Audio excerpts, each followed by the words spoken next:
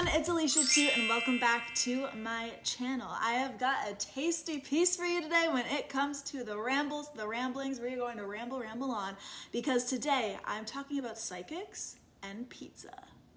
Now, before I get to the ramble, if you didn't see all the propaganda that started this video, don't forget to like, comment, and subscribe as I'm growing this channel. It definitely helps me out. Now, that is all the shameless self-promo I'm going to do, so let's get to the story. So I had one of the most fascinating experiences recently. I was out to a Broadway show with my boyfriend, and afterwards we indulged in one of the best slices of pizza I have ever had. Now, as we're walking down the chaotic streets of New York City, it's close to midnight, and we discover a little storefront on the corner with a huge sign that says, "Psychic." Now, as you've probably been able to pick up from stuff I post online, I've become a very spiritual person who truly believes in spirit guides, trusting the rhythm of the universe, and I figured, why not give this a try together? Worst case, it proves my years of thinking it's bullshit. Best case, this psychic is going to shed some light on our futures. We walk inside of the store, and the woman who opens the door introduces herself to us. I sit down across from the psychic as my date sits to the side of me in a different chair, and he's watching me having my reading. She starts to share how she's been clairvoyant for decades, and I was literally on the edge of my seat, so hyped for this experience, because once again, it could all be BS, very well so, but I was ready to find out. I saw the crystal ball, there were tarot cards on the table, there's even a book on the dresser in the corner of the room relating to spirituality, which I had personally recognized from reading it myself. So I loved the environment. My body was filled with anticipation, and I must admit, a little bit of doubt, because I had no idea what was to come. So she then asks me to split the tarot deck into 3 piles and to choose one pile. She then picks up the pile of cards that I pointed to and starts creating a spread of the chosen cards. Dudes, it felt like it was straight out of a movie. She looked at the cards, then looked at me, then looked back at the cards, then looked back at me. She was looking into my soul, and I felt so connected. I know how ridiculous that sounds, but just trust my word on this. And I'm well aware that you might be listening to this thinking, what a loon, but you just wait, it's about to get even crazier. She begins reading the cards, and immediately they're speaking to me. She shares personal things about losing family members, things about my work, my finances, my love life, my family, my future. And believe me when I tell you that these weren't some vague assumptions or generic suggestions she was throwing at me either. Specific timelines are mentioned, along with insanely specific details. It was just fucking uncanny. I got shivers. Everything that was said across that table were only things that myself and people who were extremely close to me would know, and she was a complete stranger.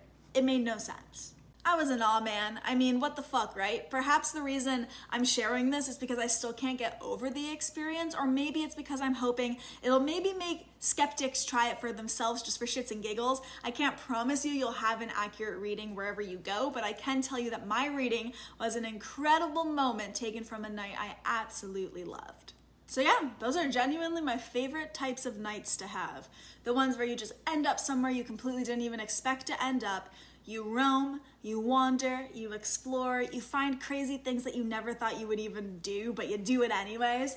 We had the best time, and I have to say, some of the stuff that she actually said about my future and our future and work and family, everything, I'm really excited. I'm genuinely really excited about what's to come, because already, although it's only been maybe a month and a bit since this experience, things she said were going to happen have already started happening. How is that possible? So maybe I'm insane. I don't think it's coincidence, however.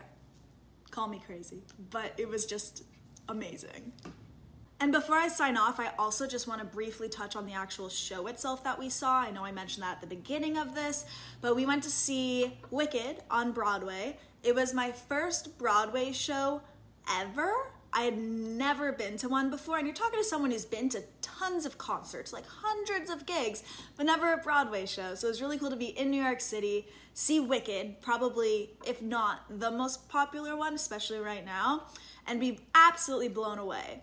Just like the psychic situation, I had no clue what to expect from a Broadway show. I didn't know if I would be annoyed by it. I didn't know if I would love it, but I genuinely left that theater in absolute awe of every single person on that stage. Fuck, there were moments where they were singing And in my head I went, man, they're lip syncing real good. But they were lip syncing really well. And then I realized, oh no, damn, they're not lip syncing. This is all live. The notes they were hitting were insane. The vast array of like tonalities in all the voices and the key changes and just the range, the sheer range of the leads were just so good. The cheekiness, I loved it. And it was such a cool spin too, just on the Wizard of Oz as a story, because that is one of my favorite films of all time. And I had no idea how they were gonna do an adaptation of it this way. So it was just so stellar. I'd like to do a different Broadway show at some point. Could I do them all the time? No. I think I'd be really annoyed, just to be honest, because it'd be too much. But to see them once in a while, it gives you the pacing where you can really step back and appreciate the art and appreciate what you just witnessed. So it was a really fun time. I'm super grateful I got to go. We had the best night. And fuck, man, like what a trip. What an awesome trip. It was kind of cool. Oh, and before I forget, because I know you're all still wondering, the place that we ate pizza at was called Bleecker Street Pizza. So damn good. Well, that's all for today's ramble, folks. So thank you so much for chilling with me, for listening to my thoughts and my rambles and all of that jazz. It has been really lovely being able to share these, and I hope you're digging it. So, mwah, bye!